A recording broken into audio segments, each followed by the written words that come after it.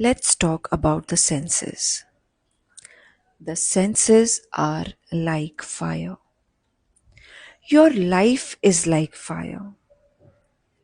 Whatever you put into the fire of the senses burns. If you burn a tire, it creates pollution and a foul smell. But if you burn sandalwood, it creates fragrance. Some fires pollute and others purify. Celebration happens around the bonfire. On the other hand, grief happens around the cremation fire. The same fire that supports life in winter also destroys. You are like fire. Are you the fire that produces smoke and pollution? Or the flame of camphor that creates light and fragrance? A saint is a camphor flame that creates light and the fragrance of love. He is the friend of life.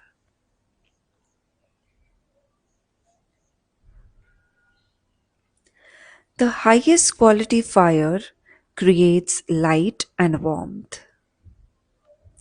A medium quality fire creates light but also a little smoke. The lowest quality fire produces only smoke and darkness. Learn to distinguish the different fires. If your senses are engaged in goodness, you will create light and fragrance. If your senses are engaged in impurity, what do you produce?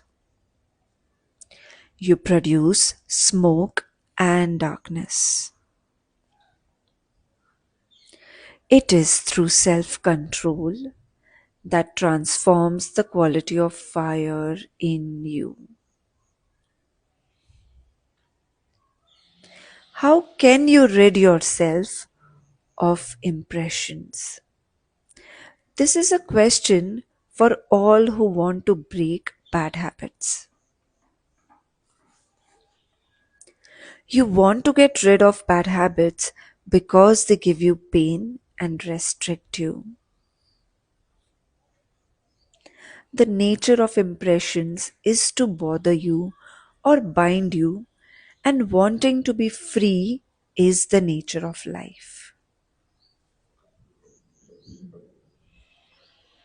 Life wants to be free.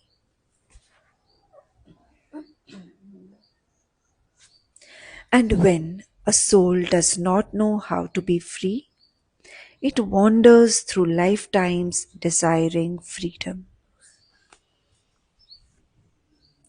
The way to break habits is through vows or self control. Everyone is endowed with a little self control. When your life force has a direction, you can rise above habits through this self control. When the mind dwells on the useless thoughts of bad habits, two things can happen. First, all your old patterns arise and you feel discouraged by them. You blame yourself and feel that you have made no progress. Second, you see the habits as opportunities for self control and feel happy.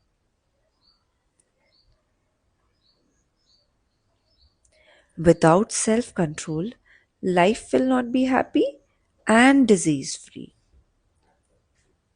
You know you should not eat 3 servings of ice cream because it will make you sick. It is this self control that prevents such indulgence. A vow should be time bound, and the time and place for making the vow should be considered. Suppose someone has a habit of smoking cigarettes and says, I will quit smoking, but cannot do it. He can take a time bound vow for 90 days. If you have a habit of cursing and swearing, take a vow not to use bad language for 10 days only. Do not take the vow for a lifetime. You will break it immediately. If you happen to break it before the time has elapsed, do not worry. Just begin again. Slowly increase the duration until it becomes your nature. All those habits that bother you, that bring you pain, bind them in vows, in self control.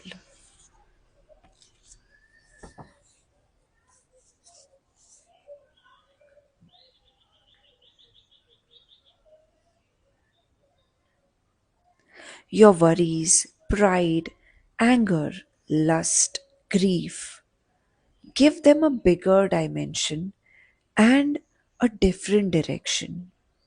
What is the point of getting angry about small events? Be angry about the infinite, about Brahma. If you cannot get rid of pride, take pride in owning the divine. If you are bothered by greed, be greedy for satsang.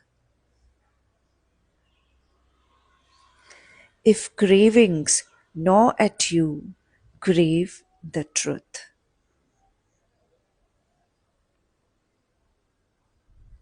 If jealousy haunts you, be jealous about seva.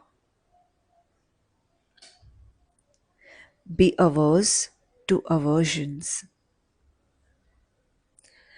Attach yourself to the Guru.